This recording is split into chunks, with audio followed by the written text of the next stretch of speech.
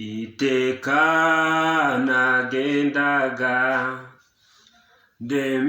ndemerewe n'ibyaha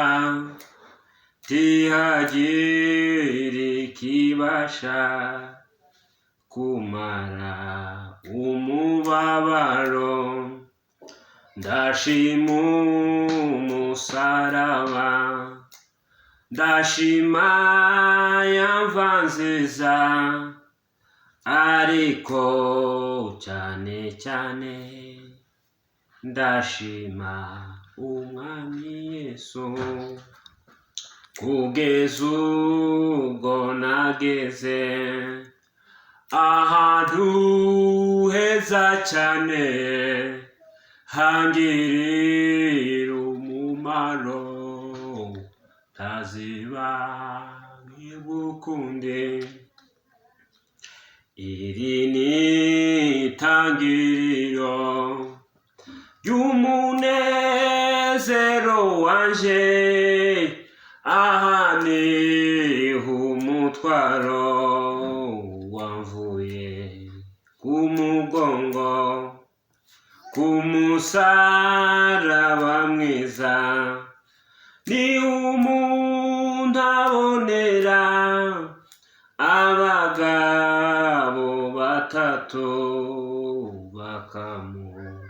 bakamuhumuriza ndashima umusaraba ndashima yamva nziza ariko cyane cyane ndashima umwami Yesu ku musaraba mwiza ni umuntu abonera urwandiko rw'ijuru rutaro rw'itorero ndashima umusaraba ndashima yamva nziza ariko cyane cyane ndashima umwami Yesu umugabo ntagenge yagiye nta rwandiko ho agira ngo azinjira nk'uko abandi binjira nuko ageze ku irembo bamubaza urwandiko rw'agatanga ka mbere asanga atarufite mu rubavu rwa Yesu havuyemo amaraso y'uruzi rw'ubugingo rwuzuye umutima wanje ndashima umusaraba ndashima yamva nziza ariko cyane cyane ndashima umwami Yesu gira umwete winjire mu maraso ya Yesu uzashiraho inenge umutima wanduye gira umwete winjire mu maraso ya Yesu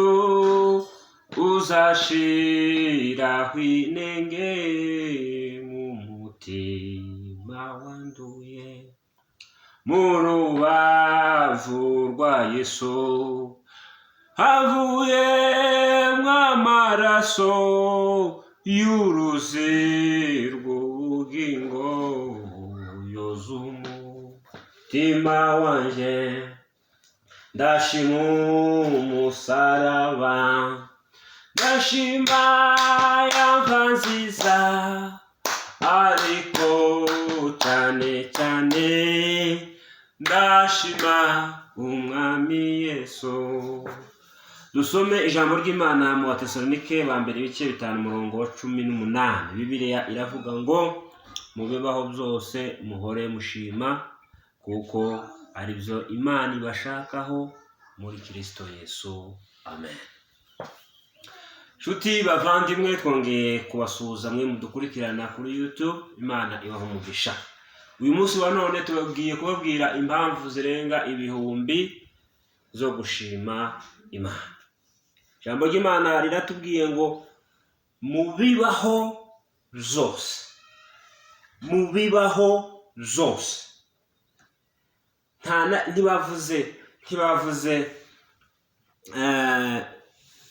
ntibahisemo ibintu runaka, bavuze ngo mu bibaho, mu bintu byose bibaho muhore mushima Imana nk'uko ibyo ari byo Imana ibashakaho muri Kristo Yesu.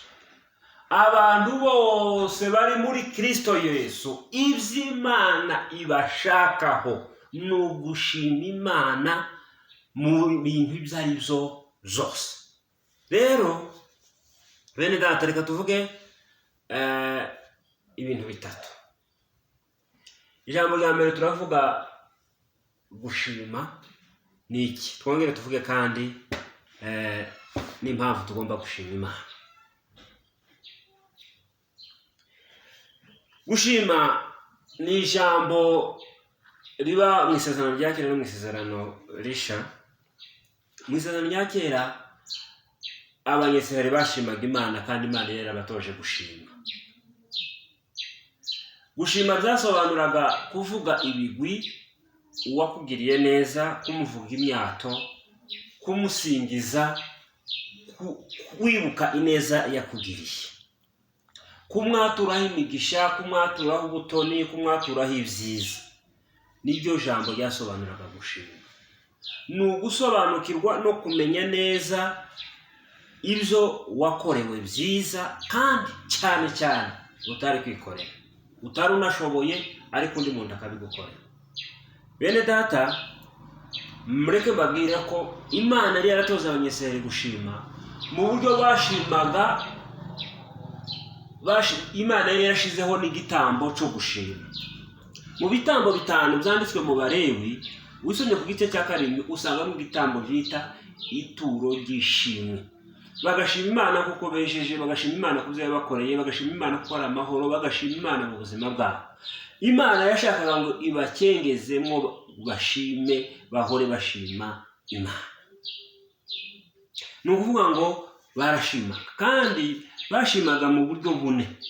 Abanyesirayeli bashimaga mu ndirimbo, bakaririmba kubera ibyo Imana yabakoreye by'indashikirwa. Iyo durebye ijambo ry'Imana mu Kuva 15, igihe Imana yambukije Abanyesirayeli inyanja itukura ibakoreye ibikomeye, umuntu wateye indirimbo y'ishimwe wa mbere ni Miriyamu. Yaravuze ngo Imana umubereye intwari mu ntambara, Imana imubereye agakiza. Ashima Imana, Abanyesirayeli bose baramwikiriza kuko yigeze Imana yabakoreye ibikomeye mu ndirimbo. Ni ukuvuga ngo kandi bashimaga Imana mu ndirimbo, bagasaba bagashima Imana mu magambo. Urebye muri Zaburi za Dawudi yaravuga ngo mwabindimo byose mwe mushime Uwiteka. Ni ukuvuga ngo barashimaga, bagashima Imana mu ndirimbo, bagashima Imana mu magambo, ndetse bagashima Imana no mu masengesho. Nubwo amasengesho y'abenshi nyine yuzuye ibyifuzo, ariko Abanyesirayeli barahagurukaga gusa bagashima Imana mu isengesho. Bagasaba kandi bagashima Imana no mu maturo no mu bitambo, bagatangira Imana.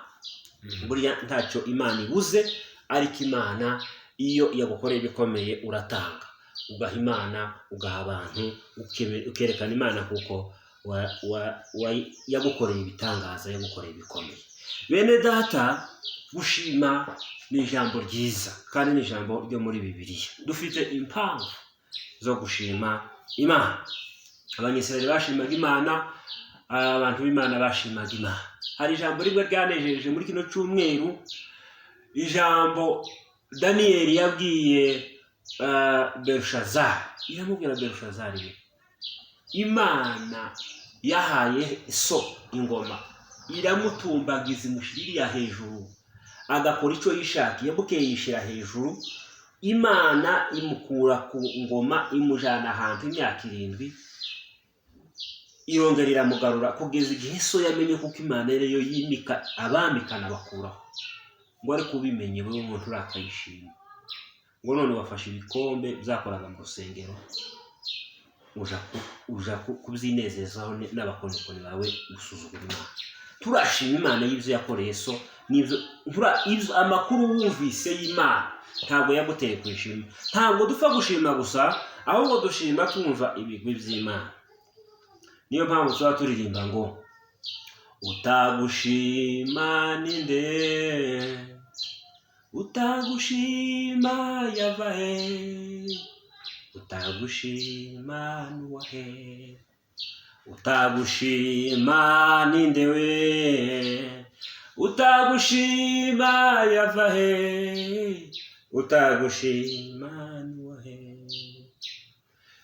Dufite impamvu zo gushima nyinshi, ariko ijambo nshaka kubabwira ni uko impamvu zo gushima Imana zirenga ibihumbi, zirenga miliyoni, zirenga.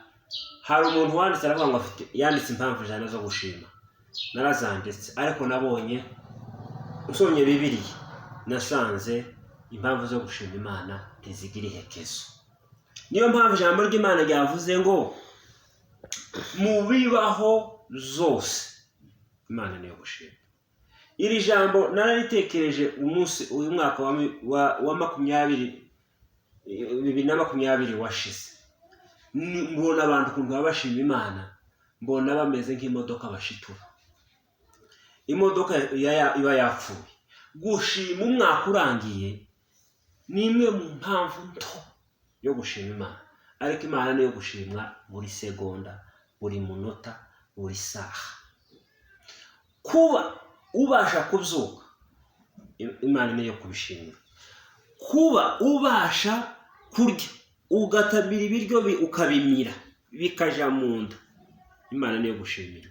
Hari abandi bantu ubu nyine ibiryo byabuzeho binyura. Kuba utera intambwe ugatera intambwe ukagenda, dufite impamvu mu buryo bwose, muri za aspect zose. Mu buryo niba ubasha no kwiga ukabasha no kwandika ugasoma, hari abandi batabasha gusoma. Niba ubasha kugira icyo utahura, Imana niyo gushima. Rero bene data, dufite impamvu zo gushima Imana. Ariko muri kano kanya ndavuga nti ninshaka mvuge 3 cyangwa 4, ariko Imana niyo gushima. Imana niyo gushima. Ijambo rya mbere, tugomba gushimira Imana. Tugomba gushimira Imana kuko ari ikora imirimo y'indashikirwa. Ibi Imana yakoze bidashikirwa ni byinshi. Ijambo rya mbere, Imana niyo yaremye. Nta wundi muntu ubaho ushobora kurema. Nta warema igiti, nta warema n'agashishi, nta warema n'ikintu gipfuye kibaho. Imana niyo yaremye ibiriho byose. Ibindi bintu byose tubona abantu bakoze bahera ko Imana yaremye. Kandi Imana ije kurema yakuye ibintu byose biriho, ibikura mu byo bitaboneka. Irema imisozi, irema inyanja, irema inyamaswa, ibi bintu byose itaka isi, irayitegeka, isi irarema. Bibiliya zitubwira ijambo ry'Imana mu Byahishuwe igice cya 4 umurongo wa 11. Bibiliya zivuga ngo mwami wacu, Mana yacu, ukwiriye guhabwa icubahiro no guhimbazwa n'ubutware koko, kuko ari wewe waremye byose. Bibiliya ikavuga ngo igituma biriho kandi icyatumye biremwa nuko wabishatse. Impamvu ntugashimbe gusa imisozi kwiri, uzushima koko nawe uriho, uwe ubwawe. Nimba uriho ntabwo ari ubushake bwawe. Imana niyo yateranyije amagufwa yawe mu nda ya mama wawe ubaho. Zambwira abantu ngo itakurema ntiwari kuyibaza. Impamvu navuga ni ukuriho. Irema igihuru ntiwari kubimenya. Imana niyo gushima kuko yaremye. Imirimo yakoze itangaje no kurema. imaze no kurema ibintu ntiyabitaya. Rya jambo ryaremye byose ariryo jambo ry'Imana ni naryo kandi riramira byose kuba bikiriho. Abantu baribaza kuki inzuzi zitembera muri Tanganyika, muri Kivu, mu zindi nyanja ariko ntizuzura. Zakuzura gute? Zaca ijambo ry'Imana. Ijambo ry'Imana niyo ryavuze ngo mugumaho. Inyanja zamazigumaho. Inyanja Tanganyika ndiyo sunika ijambo ry'Imana. Nta imisozi yasunika ijambo ry'Imana. Niyo mpamvu imisozi hamwe itegereje gusa. Imana yavuga ngo wa misozi munyeganyege nako kandi. Ni ukuvuga ngo Imana ubwayo yonyine niyo kandi ishigikiye ibyaremye byose kugira ngo bigume uko byamye Imana ibera. Niyo mpamvu uhora uri umuntu udahinduka inyamaswa, tuhinduka igiti. Igiti kizahora ari igiti iteka ryose. Umusozi uhora ari umusozi, inyanja ihora ari inyanja. Ibyo byose ni ijambo ry'Imana. Hari abantu bavuga ngo Imana yaremye irabisiga. Yararemye ariko kandi ibyitaho. Ijambo ryayo irabiremye. Ndetse kandi muri uwo murimo w'Imana wo kurema hari n'undi murimo w'Imana izikora wo gutuma cya kintu gikora icyo cyaremewe. Buri kintu cyose Imana yakiremye kubw'impamvu. Ibiti bibereyeho kuyungurura umuyaga n'imisozi n'ibindi n'inyanja. Ibyo byose nanone rya jambo ry'Imana ry'iby'Imana ikora no mu ijambo ryayo biracashigikiye ibyo bintu. Niyo mpamvu Imana ariyo gushima yaremye byose. Aba bantu baramyaga hano mu Byahishuwe igice cya 4 n'ijuru. Ni abantu bo mu ijuru, ni abakuru 24 n'ibizima 4 byashimaga Imana bigahimbaza Imana. Imana ikwiriye icubahiro no gushimwa no guhimbazwa kuko yaremye. Nimba mu ijuru babikora kuko utabikora. Imana niyo gushima. Ufite ideni yo gushima Imana. Iyo niyo mpamvu yambere yo gushima Imana, kuko yazanye ibi bibaho byose kandi bikuye mu izero gusa. Impamvu ya kabiri tugomba gushima Imana niyo nyamukuru cyane cyane ku bakristo. Iyo dusomye mu Abakolosayi igice cya mbere ku murongo uhereye ku murongo wa 12, Bibiliya iravuga ngo mushima Data wa twese waduhaye kuraganywa n'abera umurage wo mu muco. Niwe wadukijije ubutware bw'umwijima akadukuramo akatujana mu bwami bw'umwana wakunda. Niwe waducunguje amaraso ngo tubone kubabarirwa ibyaha byacu. Impamvu ya kabiri yo gushima Imana ni ukubera Imana yaducunguye. Ni ukubera Imana yaduhaye kuraganwa n'abera umurage wo mu muco. Ikintu gusa tutaramenya, tutarasobanukirwa. Umuntu azamara gukiruka akagira ngo ahari none yakijirwa bifitiye uburenganzira. Ariko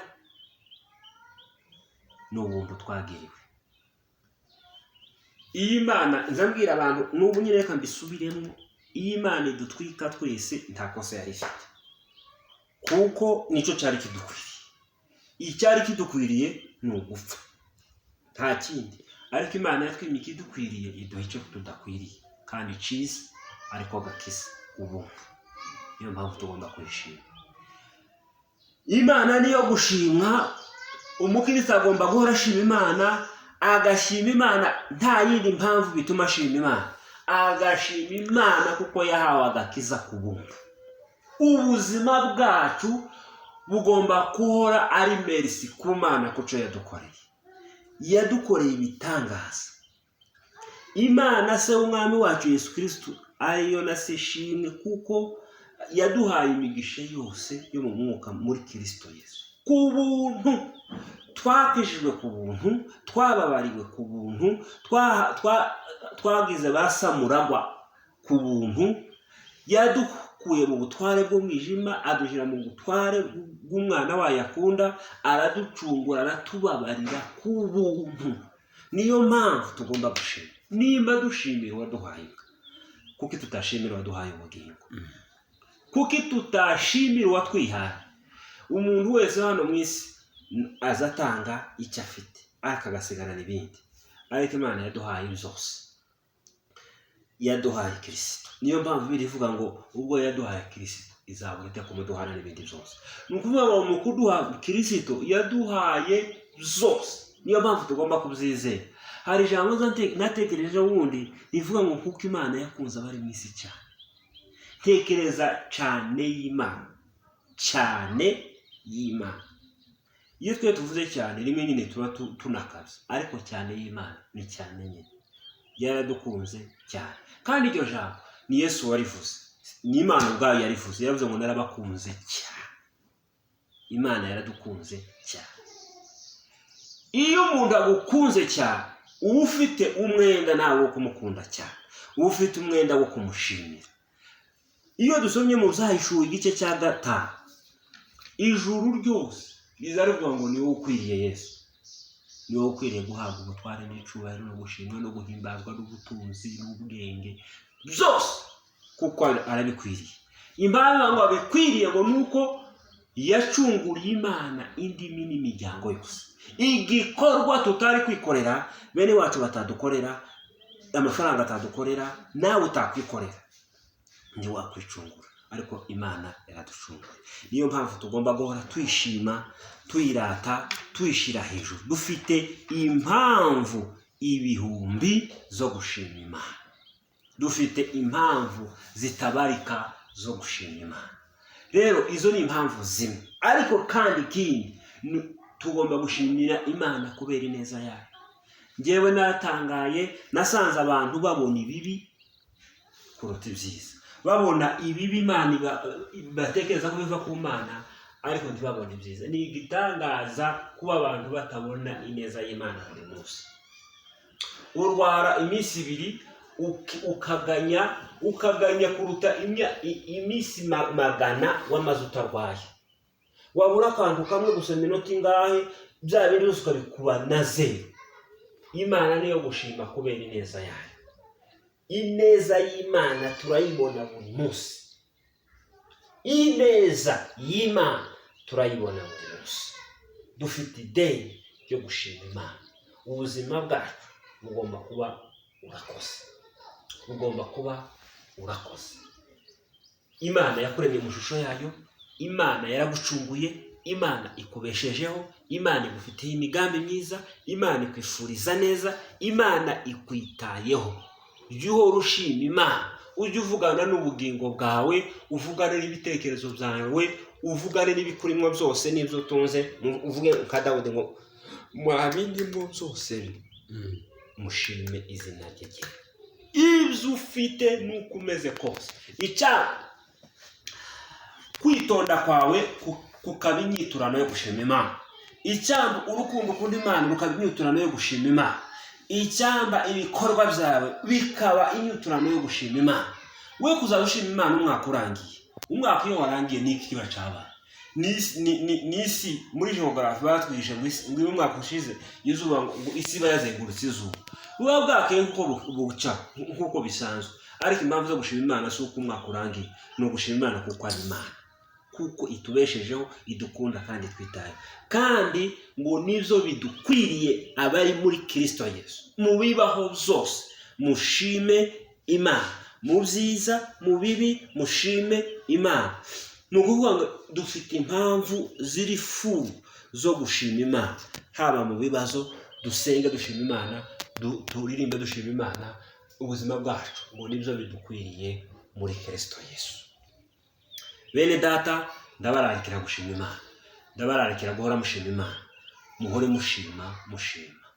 Nimba mudashima Imana, ni ukuvuga ngo umuntu udashima Imana, Bibiliya yamugereranya n'umusazi. Naje nakwemezanya nawe. Nkakubwira bavuga ngo uvura umusazi w'amaso, akayakuvundururira, akayakukanurira. Imana iguhaye guhumeka, kurayirataho. Imana iguha kubasha kurya no kubyuka, urimo urananirwa kwishima, ubaye gute?